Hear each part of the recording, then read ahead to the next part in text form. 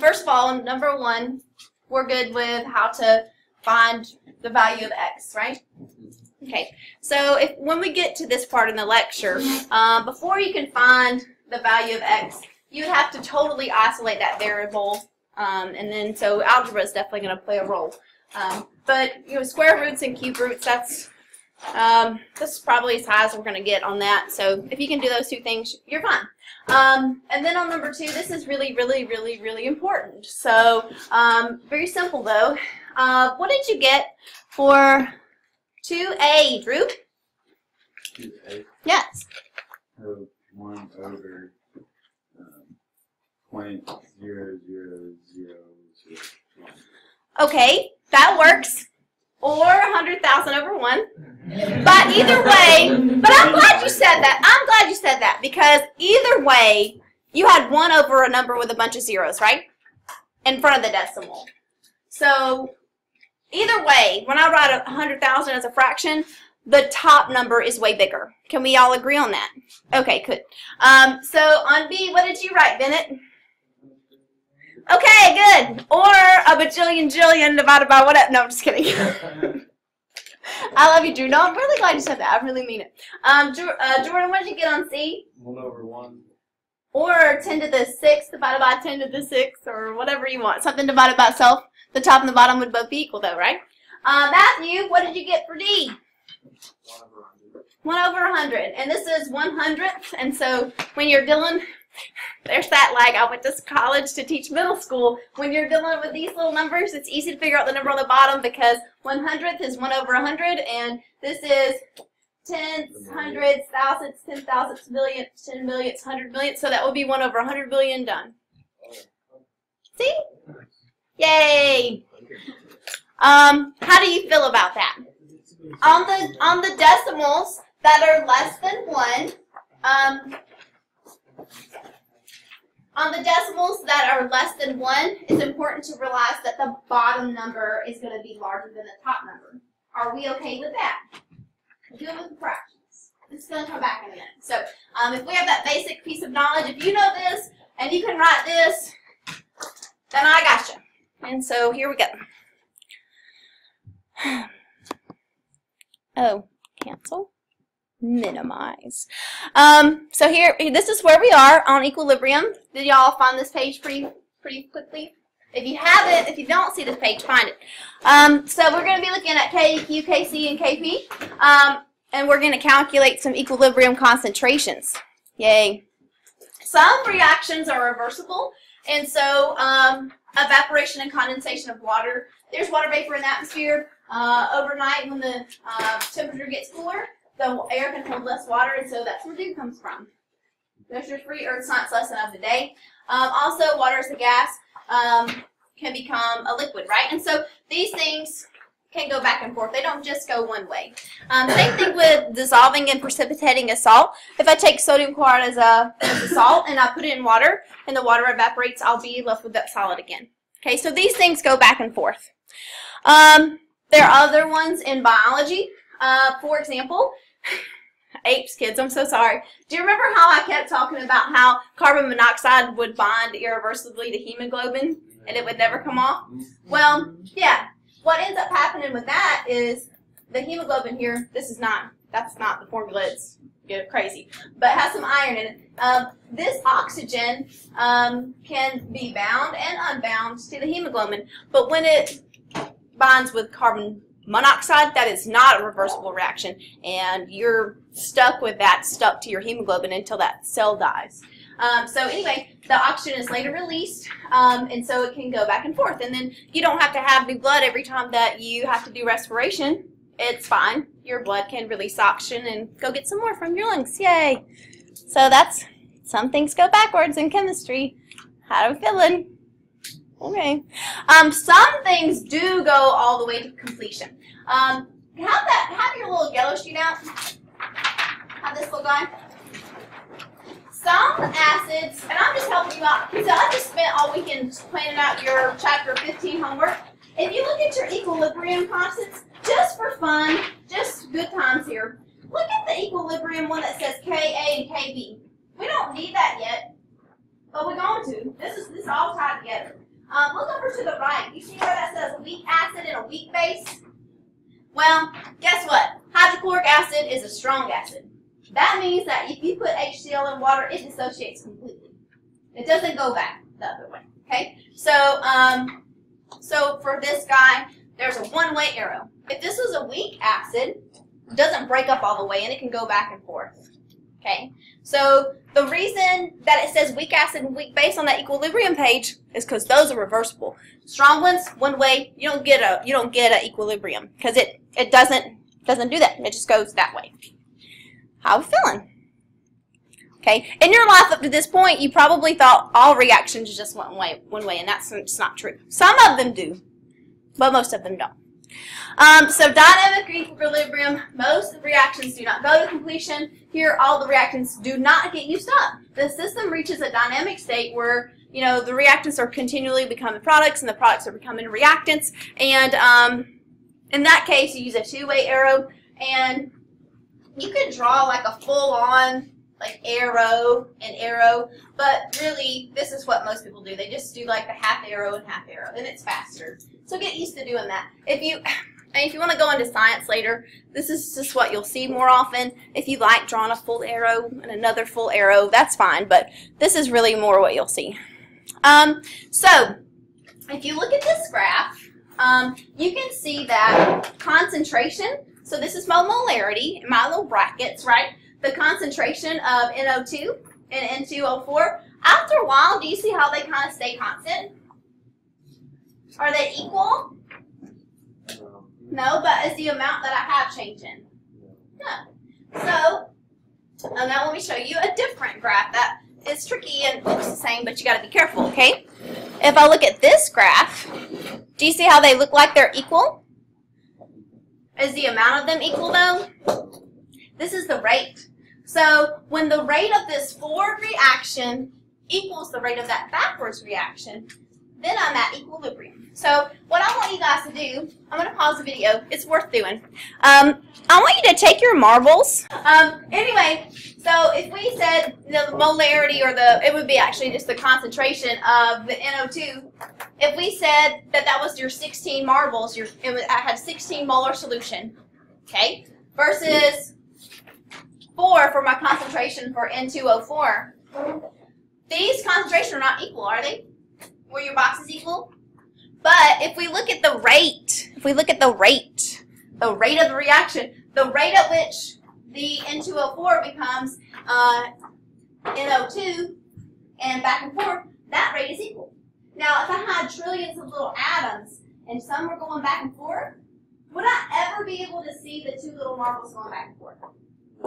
No. When you get a solution, or when you get a reaction, that's at equilibrium, it looks like it's done. But on this microscopic scale, there are still products becoming reactants and reactants come into products.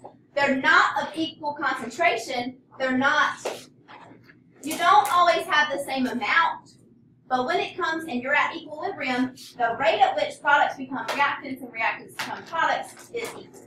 The amount is not equal. The rate is equal. Are you okay? Okay. So that's an important point. Speaking of reaction rates, we're not doing kinetics anymore. All those little things that we hung up on the wall, that's last chapter.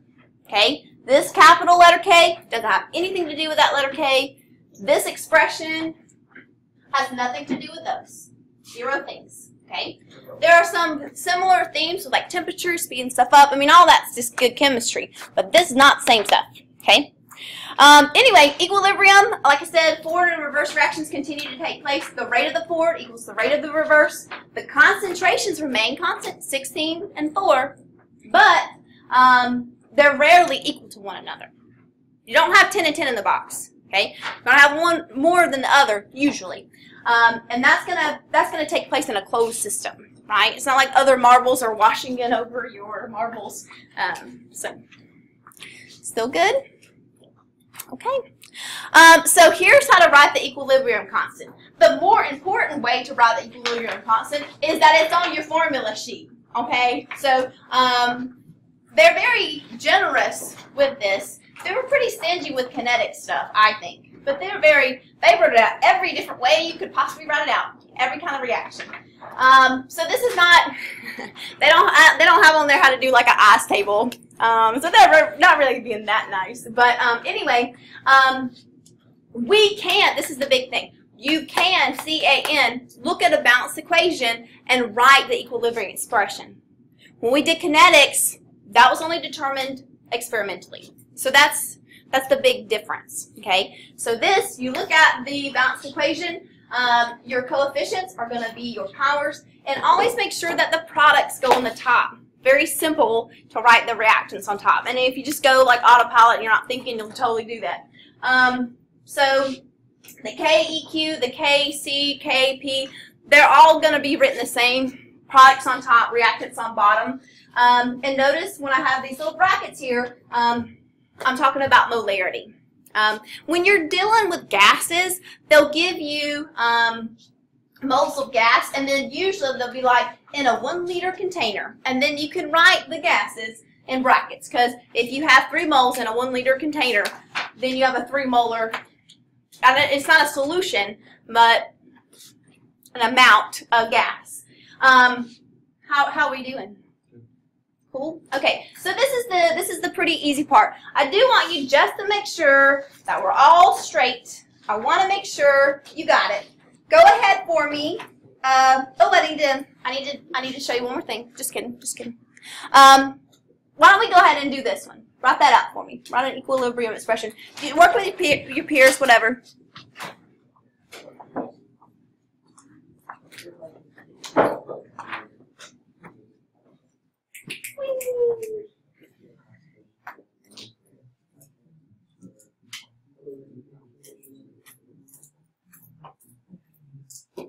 Piece of cake, huh? Hey.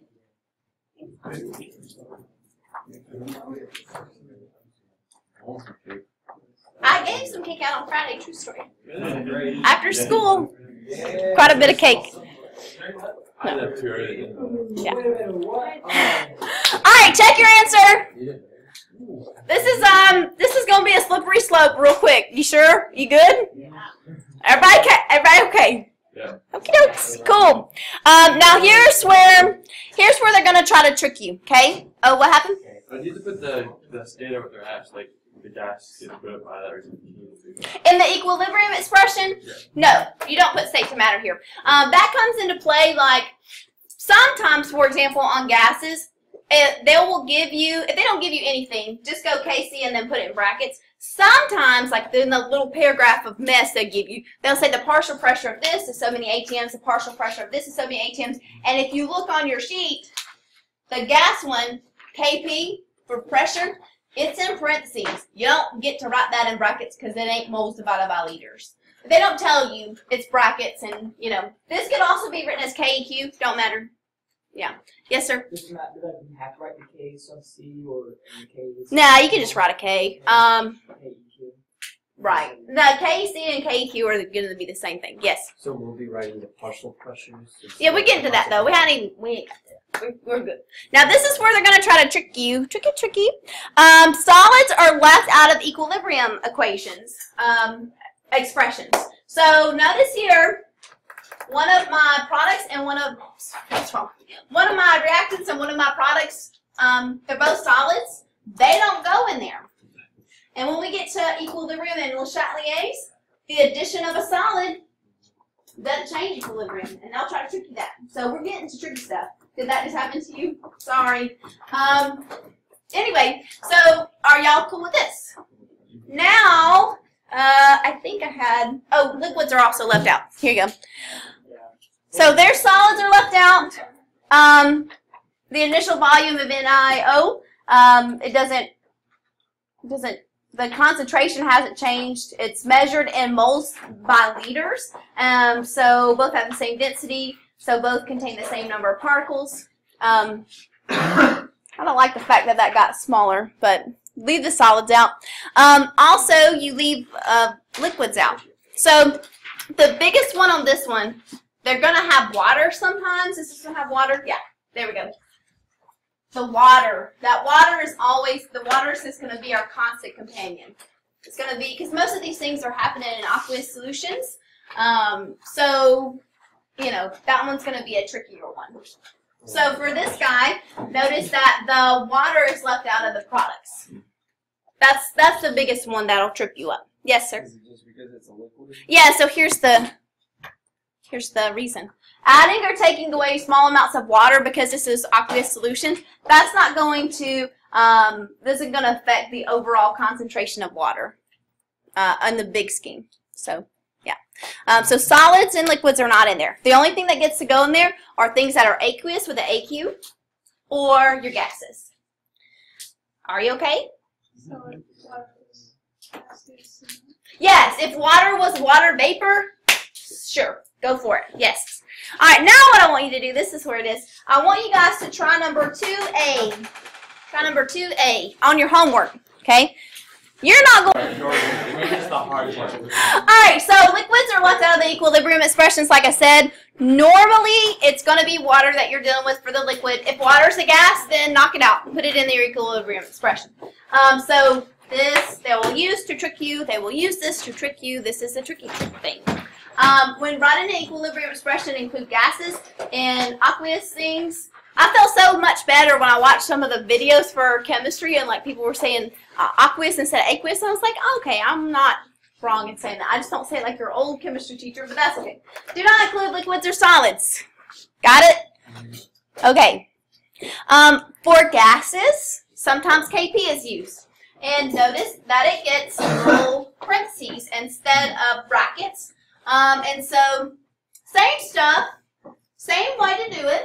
It's just that you're putting partial pressures in parentheses, alliteration for the win, and you raise it still to the power of the coefficients. It's the same thing. You solve these problems the same way. It's just instead of molarity, the stuff is usually in ATMs. Okay? It's money. No, not really. Atmospheres. So and like again, I said this is on your formula sheet. So you got to really learn how to exploit that to the best of your ability.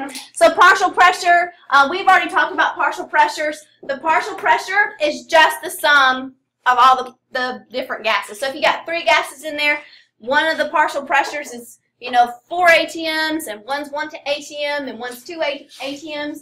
Then the total pressure is 7 ATMs. Do you remember us doing that? That happened. That is also on your formula sheet. On the right-hand side, it says P total equals PA, PB, PC. You just add those suckers up. Okay? So, 1 mole of any type of gas will exert the same pressure as 1 mole of another type of gas because we have the ideal gas law. That happened. Okay? So, 2 moles of a gas will exert twice as much pressure. And that's Avogadro's law, moles in gas. So if I have 2 moles of a gas, it's going to exert twice as much pressure as 1 mole of a gas. So this is just a review of stuff that we, already did. So we don't have to do this. I double, triple checked. So nope. That's why I marked out all the C's. This is not a thing. This was not even a thing when I went to college this summer. That's not 0 things. We can go ahead and we'll go ahead and write the equilibrium expression. We're going to do just KC for this guy. So work with a friend and write the KC for this, not KP. You can't write KP. You know why you can't write KP? Because you don't have any pressures. You can use that cute little formula, but we don't have to, so guess what? We're not going to. So go ahead and work this out. Get that down. See if you can do it. The bottom line is, if you can't write these expressions, you're going to do a lot of math, and it's going to be wrong. Let's go ahead and work it out. Oh, no, not yet. No. Oh, you want to go ahead and work out the, actually find the value? Yes, We can. I have that, like, in my notes. I was actually going to, for the example of that, I have one of your homework problems, so wouldn't that be nice to not have to do an extra homework problem? That sounds good, right? Okay. So just write the expression. Write the expression for me, okay? Got it.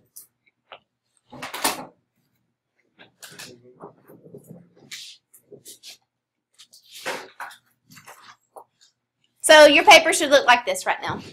Okay? If we want to find KC, we can fill in those values. And for this one, this is real simple. It's straightforward. You just plug in the numbers. And we can go ahead and do this. The one that I had for your homework that was marked in there was one of the ones we actually used to use the ICE table. This is real straightforward. So let's go ahead and fill in the numbers. Okay? And for this, all you have to do is take your expression, which was, oh, I hate this green marker. You have KC is equal to, and then I have HBR squared. Cool, right? And then H2 and BR2. Listen to me. Hear the sound of my voice. If you don't do this part, like, oh, I understand this, you can't skip these steps on tests. You have to show the setup, okay? It's not an option. You're going to do all that stuff and you're not getting credit, okay?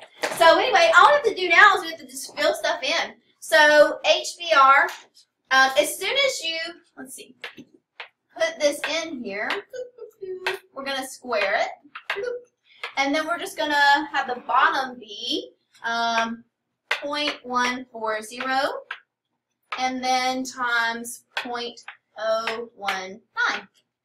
And knock that out in your calculator. You can call it a day. Do you want to try that in your calculator? I'll try it in my calculator. This is just really a game of can you use parentheses, right?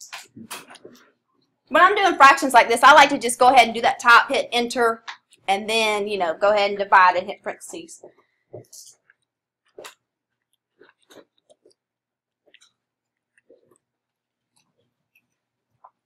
And how many sig figs do I have? Looks like 2. Yeah, it looks like 2. And so I just got it as, I just got 58. So, 59. Oh, it is 59. I'm sorry. Thank you. Intelligent children. Thank you so much. And your equilibrium constant, it does not have any units. Okay, it's just a thing. All right. So far, so good? Let's see if I wrote something down. All right, go ahead and, let's see. Go ahead and do, try number 4 from your homework. Go ahead and try number 4. And I'm going to try to look at your quizzes while you're cooking on this. Yes, sir? So if like you die, like email scores and that you go. So, we don't have to do that. When we did the do now at the beginning of class, there was a reason that we did that. And the reason that we did that, if you look at the equilibrium expression, you can look right here, or you can look on your formula sheet. When you write these, the products go on top. So, when I have a number that's a very large positive number, and I write it as a fraction, don't let me lose you here, and I write it as a fraction, then that means that the top number is bigger than the bottom number. So when my KEQ is a big number, then I'm going to be kind of skewed to the product side. Following me on that one? If the reactants are big, if I've mostly shifted this way, the bottom of that fraction is going to be a big number, and the KEQ will be a small number. Okay? So, anyway, KEQ is going to tell us, for this one, for example, the KEQ is 0.0184, which means that these are my bigger numbers. Okay? So, this is mostly reactants. I don't want you to just memorize if KEQ is large, then shift to the right or whatever. Like, that's not it. You can make sense out of it. Does that make sense? Okay. So, for this one, I have 2,400 as my KC. That means the top of that fraction is really big. So, if it's a large number, that means that equilibrium, my bucket that has the more marbles is the product side. Okay? All right, so Here, if I have your KEQ is larger than 10, this is the thing, okay? Like, you're going to be given all these numbers for the strength of an acid or how much something dissolves, and they're all going to be these Ks. And you have to look at it and this quick know, does this dissolve? Is this a strong acid? Does this favor products? And this is how you tell from here for the next 34.5 days. So if it's the KQ, it could be the KP, it could be the KA, it could be the KV. If it is larger than 10, then you're looking at mostly products when you reach equilibrium. Okay? So your bucket of marbles for the products is mostly full. You're going to have some in the reactant side, but not as many. How does that make you feel?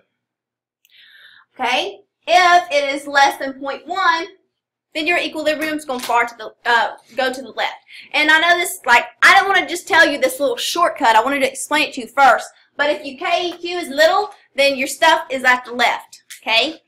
Reactant side. If your KEQ is little, then at equilibrium, little equilibrium,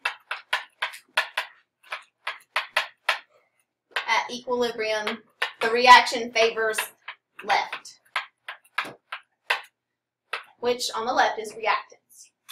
On the AP exam, they're not going to say left. They're going to say towards the products or towards the reactants. But I can tell right from left, so that works for me. So if little, and then if KEQ equals 1, if KEQ equals 1, if KEQ equals 1, if this equals 1, then I guess the top and the bottom of that fraction are the same, aren't they? Okay, so anyway, equals amounts of each. The equilibrium lies in the middle. That's very rare. I don't think I've seen a real problem like that. That would probably make the math easier, but so that's not going to happen. So the value of KEQ, this little particulate representation below, polymer reaction is where it's reached equilibrium. So if I can turn the lights off for you. Is the value of the equilibrium constant greater than, less than, or approximately equal to 1? And so this is very representative of the representations that they're going to use on the AP exam. And you don't know what they're actually talking about, but they can have something that has you think of something that's, well, you could just have like a salt, right? Something like NaCl. Okay, we know that one is. NaCl completely dissociates. It does ionize completely, but you can look at your little dots. This is reactant, reactant, reactant, reactant, reactant, reactant, reactant, reactant, reactant, right? And then one product. So your KEQ is going to lie to the left in it. So your KEQ is going to be very small. It's going to be little. So much less than 1. And so if I actually count these, 1, 2, 3, 4, 5, 6, 7, 8, 9, 10, 11, 12, 13, 14, 15, 16. It's about 16 to 1. That's going to mean, I mean, I don't have any coefficients. I know the bottom number is going to end up being squared because I have 2 of them. But that's going to mean that down here I'm going to have like 16 and up here I'm going to have 1. So 1 divided, 1 times 1 is still 1. So 1 over 16 or 15 or whatever.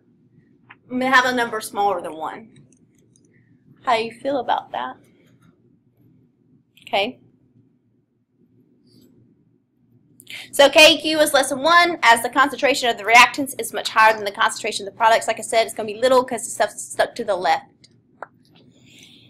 And I have seen questions like this where you don't even need, on the multiple choice test, like this, the crazy math stuff, that's free response. This is very indicative of multiple choice. And multiple choice really ain't that bad. I don't think so. Alright, so calculating equilibrium with partial pressures. Let me turn my mic on so people won't fall asleep. Let me make sure I didn't have a little note to myself to stop here and do an example. I feel like I did. Yeah, I did. The first example that we're going to do together, instead of this one, is we're going to do number 11 from your homework. I found it to be, oh, go away. I found it to be a little bit more straightforward. So what I want you to do on this one, you can write this on your piece of paper, But for this one, just this homework problem, you can actually write it in that blank space on your homework. You have an empty space. You see it? Okay. So let's look at number 11. The times. So if I'm doing this problem, I like the fact that it had a graph. I like it that it connected back to something. But most of these, when you start with something and blah, blah, blah happens, blah, blah, blah, you're going to need to do two things. You're probably going to need an ice table, and I know you're going to need an equilibrium expression. Okay? So before I even start, I'm just spoiler alert, I know that we're going to need this guy. So let's just go ahead and do it. My products, okay, is equal to PCl3 and then Cl2. These are both gases, so I'm good. And then the bottom is PCl5. I have no coefficients, so I have no exponents.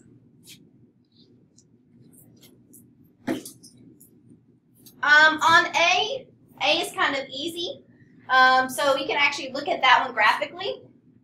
What is the concentration of PCl5 when the system reaches equilibrium? So notice that the concentration of PCl5 doesn't change after it reaches 0.093.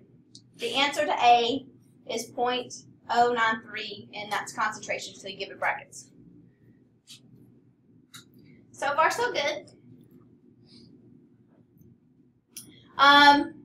Looking back at the actual little paragraph, though, 0.160 moles of a sample PCl5 is put into a rigid 1 liter container. This is what I'm talking about. Like, they're going to give you the moles of it, and they're going to give you the liters. Most of the time, they are nice and will say it's in a 1 liter container. Every once in a while, though, they'll throw it in 5 liter, 10 liter, and you got to be careful on that. You're going to have to actually do a little bit of math before you can do your little brackets, okay?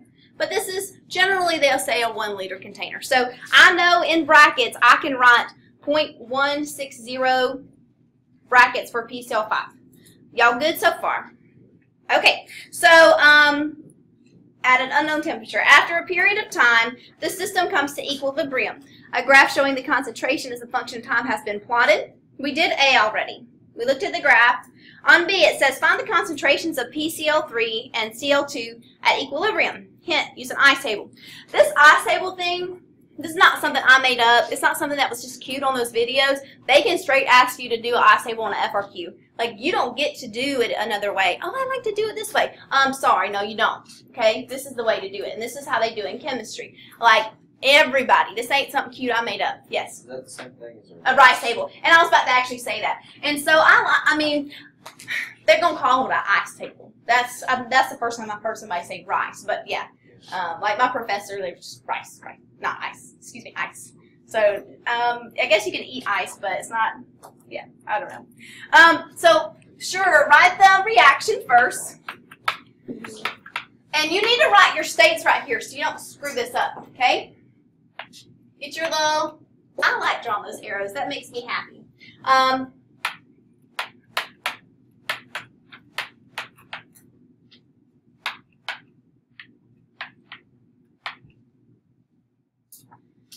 So there's your reaction. And then you have your initial, your change, and your equilibrium. And if there's ever anything like water up here, like if we have some water, water, you just mark it through, straight down the line, because it have nothing to do with this. So you write everything, and all this is it participating, but if you ever have something that doesn't, you write it up there and you just mark it out, okay? So at the beginning of this, it said that I put this in the chamber, this 1 liter vessel, whatever, and this was the only thing in there. So before I even start, 0, 0. This is not always going to be 0, 0 when we get into the next unit, which makes the next unit super fun. But hey, we're here today, so let's just do this. And I know the initial concentration of PCl5, we already talked about that. This guy, yeah? That's initial, that's what I start with. Did I leave anybody behind already? This next row, this change row, this guy comes from your coefficients. And so up here, all my coefficients are 1. So I'm going to end up, I'm going to add, oops, this is a reactant, so I'm going to lose x. This was, if I had a 2 in front of this, I'd write minus 2x. But I just have x up here. And this is going to get bigger, right? Plus x, because I'm going to gain products over the course of this. This one right here is plus x as well. And then at equilibrium, they got to tell you something. They're either they're gonna give you this k value, they're gonna give you one of these, and then you have to figure it out. But what they told you is down here that says at equilibrium, seems like, oh yeah, at equilibrium we already figured it out. At equilibrium I have 0.093 for my concentration of PCl5. Do you know where I got that? From this graph. Okay.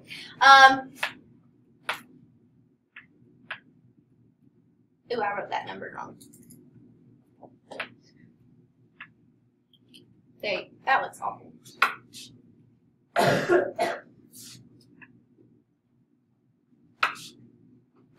it is fine in this little chart. Honestly, usually don't draw the brackets. I mean, for this first one, that's fine. But in this ICE table, you don't need to draw parentheses or brackets or whatever. This is just a working kind of math thingy. It's not, you're not done. I mean, so anyway, look at here. See how these x's are all the same? If I ask you in math class, this is the answer at the end. I start with this, I take away x, and I get at equal 0.093. Could you figure out, put 0.160 minus x equals 0.093? Could you swing that in math class?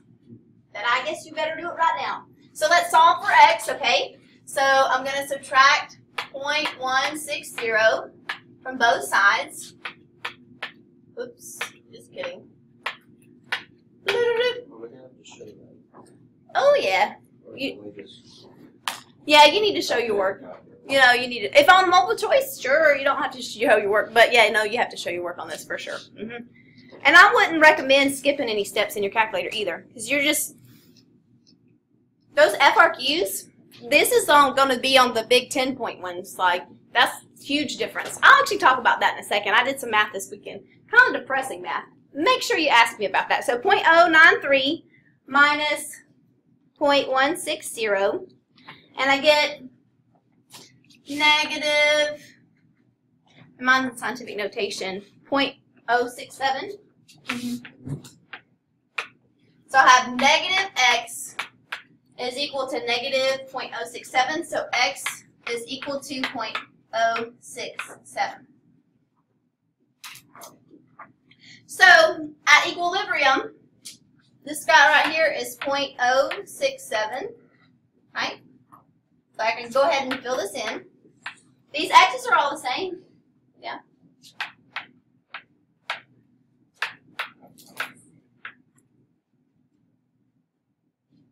So at equilibrium, my concentration of PCl3 is 0.067. This is 0.067. And that's it. Now, on the graph above, sketch the curves that show the concentrations of PCl3 and Cl2. We're not all the way done, so don't get excited. Notice my reactant goes down over time. This is like 0.09. 0.06 is somewhere right here, guessing. And this is the concentration of PCl3, which is equal to the concentration of Cl2. So this line right here.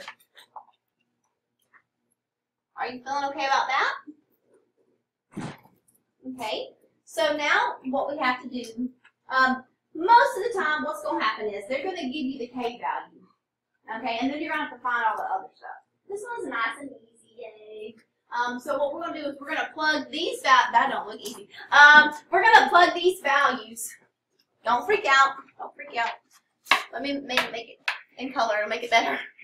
We're going to plug these values back in the equilibrium expression, which we wrote up here. I'm going to make this bottom part go away a little bit so I can actually have some room to work. So I'm just going to plug that in. There we go.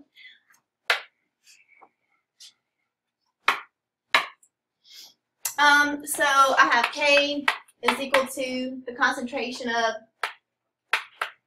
PCl3. Can you just write a square on this? Sure. You can go 0.067 squared. I'm not doing that right now because I'm showing you how to do this. And then the bottom number is 0.093. And you do the maths. So when you do the math, before we even do the math, can you tell which way the equilibrium is going to lie? Do I have more products or reactants at the end? Reactants. So that means it's to the left, so my number should be less than 1. I don't really remember the answer, but are you following me on that? So let's see if that's actually true. I mean, if you're spending all this time doing all this work, you can kind of check your answer, and you kind of should. So yeah, I got 0.048. Is that what you guys got? Cool.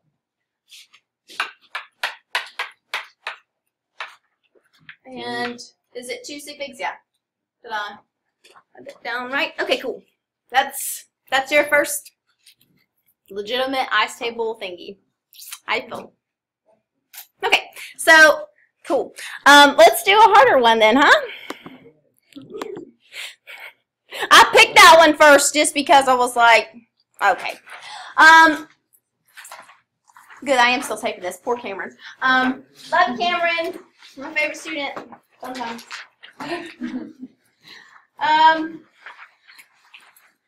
On this one, suppose you start out with only H2O as a gas. Hey, look, there's a gas as water. So yeah, that's the thing. It's fine. In a rigid container at 25 degrees Celsius, and its initial partial pressure is recorded to be 0.784 atms. What are the partial pressures, which would be the same, the bottom line of the ice table, the equilibrium bottom line of the ice table for each species when it reaches equilibrium? And here is your bounce equation. So, oh, I'm doing the wrong thing. Let me hit this button that makes it go forward. So, I like to, like I said, I like to just go ahead and get my mind straight, get my equilibrium expression going. Their ice table is prettier than mine. A little jealous. But there, and it's going to be Kp, right? And I'm going to use parentheses because can't do it the other way because it's ATMs.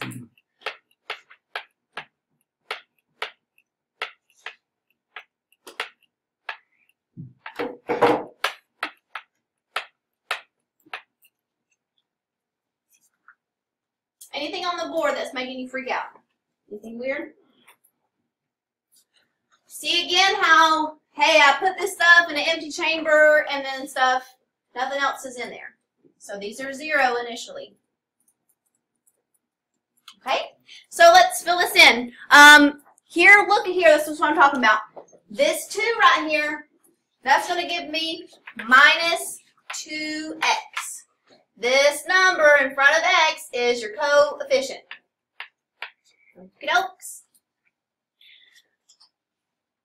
What should I put in front of my x on the hydrogen?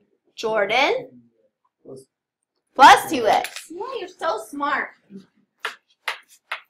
And this little guy right here gets a plus x.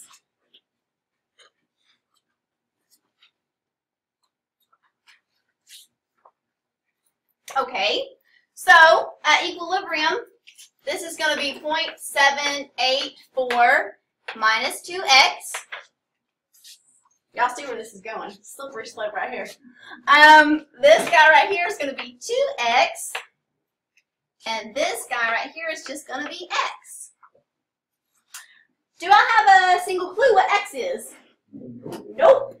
So, I do know what I do know is, I do know this. I know this value. So what I can do now is I can fill these jokers. Let's see, this is the water one. Like I can put that number or that expression in there and square it.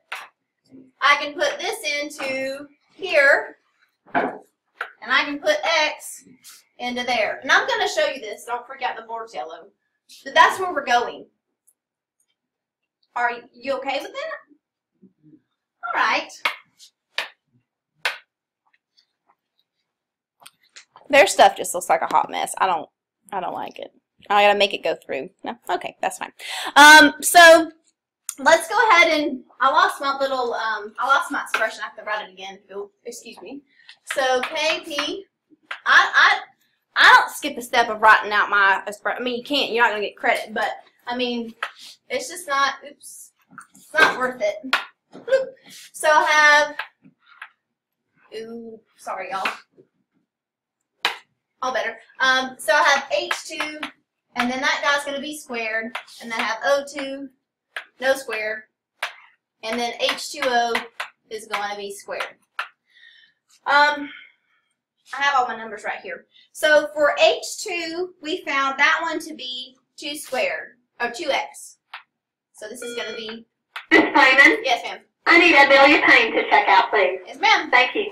This will be on the YouTube, ma'am. So anyway, this is going to be 2x, and it's going to be squared. Fill it all in and then worry about it. We're going to simplify this later, okay? My O2 was also, it was just x, right?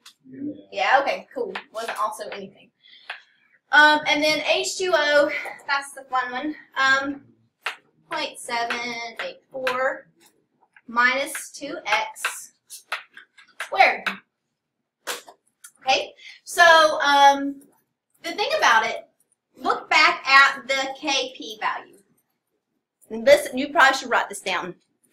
If the K, EQ, KP, KC, don't matter. If that number is less than whatever times 10 to the negative 4th, when you're dealing with this minus mess, only when you're dealing with this minus and plus mess, only when you're dealing with this plus or minus mess, can you just, it is going to be such a small number that it's not going to change anything. Versus 0.784 and then something to the negative 42, it ain't really going to matter. That's a lot of zeros, right? So these x's are never negated, only with the plus and minus ones. Can you just be like, you know what? It ain't gonna matter.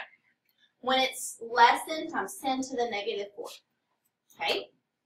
And I checked on this. I do my reading, I make sure I'm telling you right. And I looked, no one's ever seen one on the AP exam where you actually have to not negate it and use the quadratic formula. And over in my summer training, when I was in school this semester, summer, I actually did some of the quadratic formula, and like the guy that taught this, he was looking at my notebook because I had it out, like comparing notes, and he like made me go up to the board and show people how to do this. That happened with the quadratic because nobody remembered and it wasn't that big of a deal. But you don't have to do that. So when you're looking at this stuff and you realize that you're about to have to use the quadratic formula to solve something, you probably can just be like, this plus or minus x don't matter. Okay, and we're going to do lots of practice. This stuff is never going away. This is all chapter 14 and 15 is. This is just the rest of chemistry. Okay, I don't know how else to say that. All right, so let's just go ahead and basically on the bottom here, we have 0.784 squared. Let's fix our top numbers. I need some more room. I don't like this. I'm going to go down here. So 2x squared is 2x times 2x. I simplified that, didn't I? Times x. That's the x that I'm talking about. Right there, this guy. So that gives me 4x cubed on the top. And then on the bottom, I still have 0.784 squared. So I got 4x cubed. And then I got to simplify that bottom number. It's getting on my nerves. 0.61. What? 0.61. 0.61. Okay, yeah, 0.615. I'll buy that. And this is equal, remember I was like, this is equal to that, and that number they gave to us. And the number that they gave to us was 2 times 10 to the negative 42nd.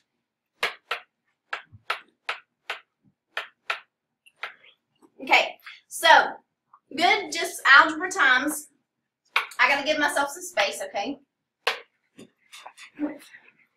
I have to isolate my variable, and I'm gonna do that by giving myself some space. There. Okay, so to isolate my variable, I'm gonna multiply both sides by 0.65, 615, excuse me. So in your calculator, have that party. So 2 times 10 to the negative 42 times 0.615.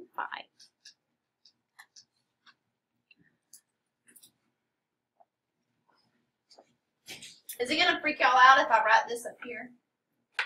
I got that right-hand side to be 1.23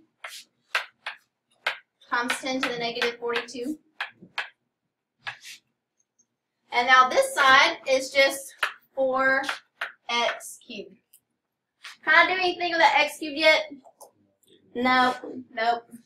I gotta divide both sides by 4. I hate doing it like this because I'm out of room.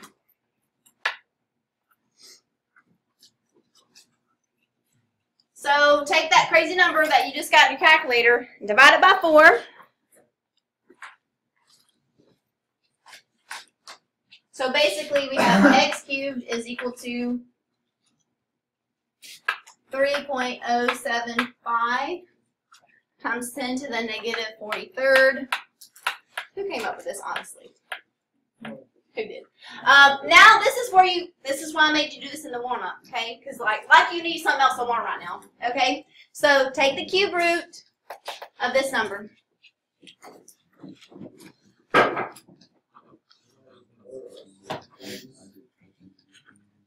have 3 sixes. What happened? We have 3 sixes or 2. Look all the way back at the beginning. So I'm seeing 3, 2, so 2. 2. X is equal to 1.7. And you know what? We still not, no? Oh, times 10 to the negative 21st? Okay. I believe oh, you know what? I forgot. I didn't do the divided thing. My bad, my bad. I got you. Is this number the same? Yeah. You good? Okay.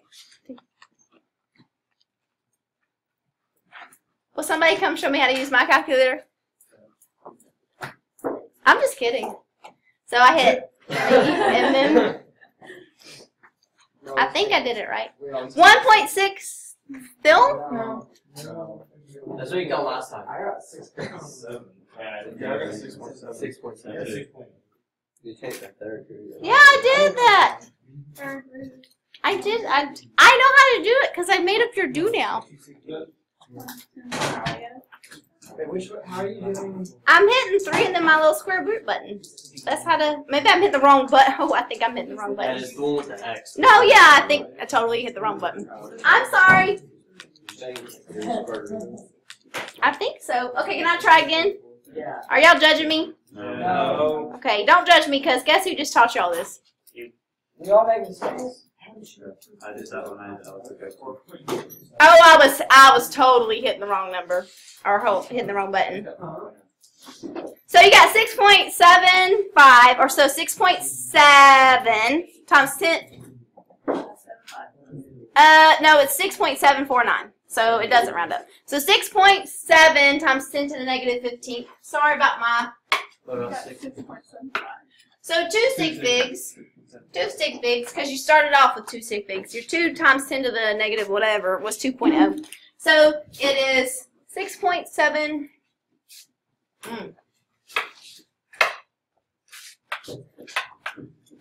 Times 10 to the negative 15. Well, So then we go back. And then you gotta go back, and then you gotta go back to that ice table. Oh my gosh. You gotta go back to, this is x, this is the value of x. You gotta go back to that ice table, which I erased, okay? And then you have to fill in, like for example, the oxygen, like this is the answer for oxygen, because it was just x in that bottom chart. I'll go back to the ice table, don't freak out, I gotcha. I'll use their pretty work, how about that? Thanks for keeping me straight. Let's just look at their stuff is so pretty. And this is exactly what we had. I mean, it's easy for me to click through this stuff, but I like to actually do the steps. Oh, yeah, here's what I was telling you about. If KQ is less than 1 times 10 to the negative 4th, you can usually avoid that x. You can take out that plus. You can't pretend like these x's are not here, but the plus or minus x's you can. Okay, and you saw what we just got. Tiny stupid number. It didn't matter. It did not matter. So anyway, here's where they go back and fill those numbers in. X was, okay, look. X was equal to whatever we just said, 6.7 times 10 to the negative 15th. So the pressure, the partial pressure of oxygen is that. The partial pressure of hydrogen is 2 times that number. And the partial pressure of water is going to be way bigger, is 0.84 minus 2 times that number. Okay, that's what we're doing right here. Are y'all okay with that? I'm show you that work. So they're filling it in. The partial pressure of oxygen was equal to x. This is the x we just solved. The partial pressure of hydrogen was 2 times that x, and that's what you get. And then the partial pressure of oxygen, when you do, I know you're subtracting, but you're going to have 0.784 and then 12 zeros and then a 6 and a 7. So we don't have to worry about that for that that water. Do you remember how we made that x go away? That x is still gone away. Same thing. Okay? So check to make sure that makes sense. And you can actually feel, if you were taking the AP exam and you had some extra time, which I don't know if you would, but it would be really smart for you, because these are the answers for your equilibrium expression. You can take your answers that you got from your ice table and fill it back into this, and your answer should equal your KP. And they do if you fill it back in. Even without that X. It's off by like 0.0 something. Why was it that you just put 0.784 for them? Because, like, if your X is less than something times 10 to the negative 4th, like, that means that I'm going to have a number right Oh, here. okay, that's. So it ain't really, and this was I to forgot. the negative, 42 at the beginning. So, yeah. I just looked right from my ice table and saw that it still said -2. Yeah, and then, but X was times 10 to the negative 15. So when I'm dealing with a number that's this big, comparatively, it doesn't really matter. At the end, I mean, if we're looking at sig figs in our final answer, those are going to be thrown out anyway. So, how do we feel about that? It's rough. Go ahead for your homework and do, I know I told you like all of those to do. I did like, that is as bad as it gets, and your homework isn't that bad. Go ahead and do your homework, and what I'll do, all the ones I assigned to you. And if you need it, like if you get stuck, I'll give you 2 freebies. So you go do your homework, and you get to doing it, and you can't do number 12. Like, you just don't get it. You can skip number 12, okay? You can skip 2 of them. I don't care. But you should be able to do most of these. And you have the answers. The one that I just did is like the worst one, okay? So, you got 5 minutes, get started. And like I said, tomorrow we'll spend some time going back over it.